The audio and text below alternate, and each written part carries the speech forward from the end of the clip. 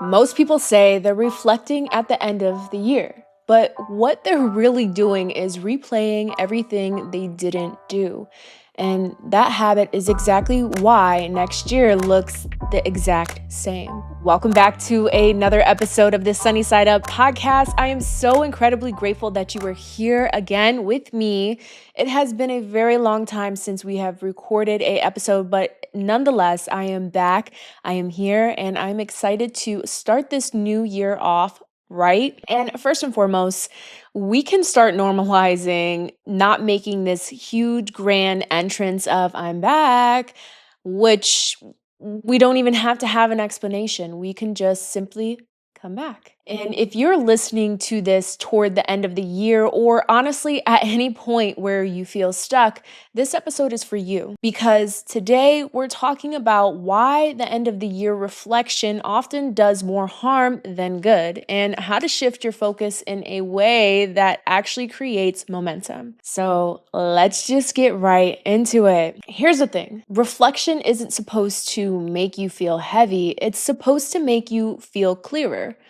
But most people don't reflect, they judge. They look back and keep score. The goals they didn't finish, the habits they didn't stick to, the version of themselves they thought they'd be by now. And the problem with that isn't just emotional, it's practical. You cannot build momentum while staring at the past. When your focus stays anchored in what didn't happen, you carry the same energy into the next year. Same doubts, same hesitation, and the same patterns.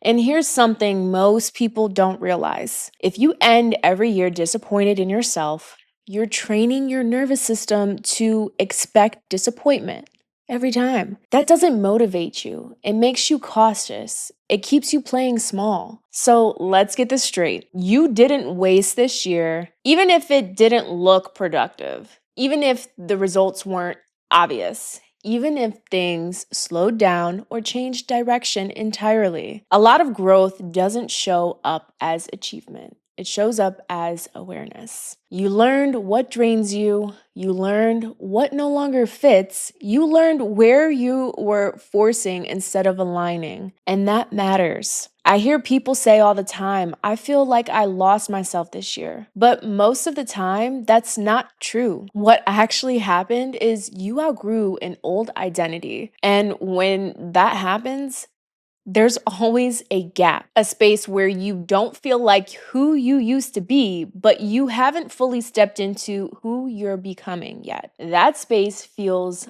uncomfortable, uncertain, quiet. I've been there.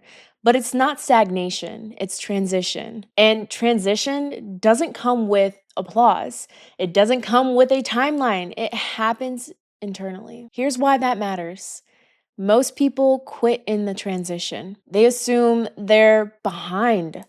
They assume they need to go back to what's familiar. But going backward is just because it feels safer, is how people repeat the same year over and over again.